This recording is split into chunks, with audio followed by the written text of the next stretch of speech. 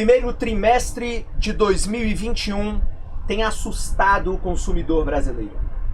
Lá nas prateleiras dos supermercados, nas bombas dos postos de combustíveis e nos corredores das lojas de materiais de construção, os preços de dezenas de produtos explodiram desde janeiro. As previsões para o IPCA do corrente ano saltaram de cerca de 2% para mais de 4% neste ano. Essa previsão é uma média de uma cesta de produtos. Na prática, alguns itens registram aumento de mais de 80% em poucos dias de 2021. Alimentos essenciais como o arroz, o feijão, a batata, a carne e o leite acumulam altas que colocam em risco a segurança alimentar de milhões de brasileiros. Já os aumentos sucessivos da gasolina e do diesel modificam sucessivamente os cálculos econômicos de um país assentado no modal rodoviário. O futuro aponta para uma elevação ainda maior dos custos de frete. Na construção civil, o destaque está no aumento surpreendente no preço do cimento e dos tijolos. Em alguns casos, a elevação já passa os 20%. A pergunta então é: vivemos um descontrole dos preços? Em parte sim. E o mais perigoso, na minha opinião, é que essa elevação em alguns produtos e em alguns setores levará naturalmente a um efeito em cascata no curto e no médio prazo. Por exemplo, o aumento médio de 14% nos itens de alimentação aumenta a remuneração mínima necessária de um trabalhador.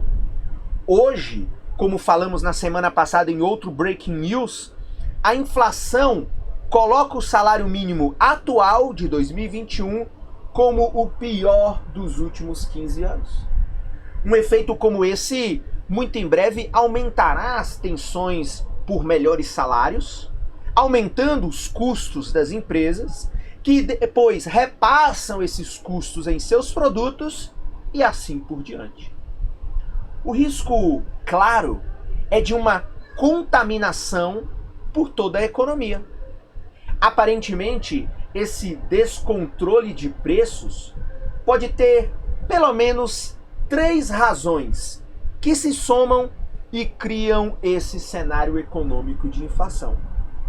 A primeira razão pode ser a disparada do dólar, que gera 2 outros tremores secundários na economia.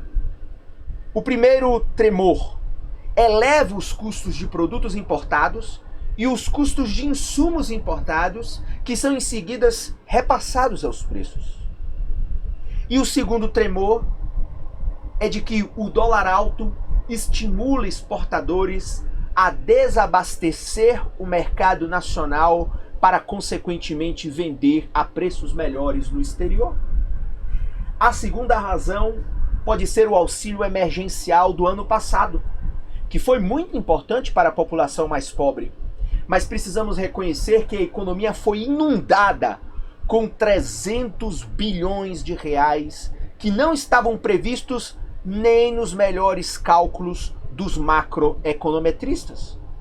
O fato é que essa grana virou o consumo cotidiano: alimento para as crianças, material para a chamada autoconstrução, gasolina para a motoca e assim por diante.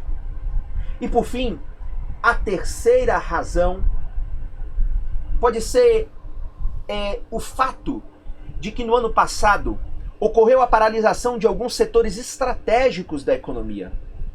Com todas as limitações de distanciamento social e desarranjos em algumas cadeias produtivas, isso criou no curto prazo um descompasso entre oferta e demanda. Num primeiro momento, é claro, usam-se os estoques existentes, mas depois a produção precisa ser reativada para equalizar pedidos e entregas.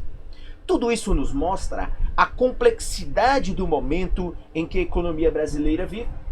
As autoridades econômicas precisam agir a partir de planos ambiciosos e de longo prazo, pensando não apenas em um equilíbrio dos preços, mas em um projeto de retomada econômica no pós-pandemia. Sem um plano, o caos dos preços pode perdurar na economia brasileira. Por hoje é isso, a qualquer momento, novas notícias urgentes. Um abraço e até lá.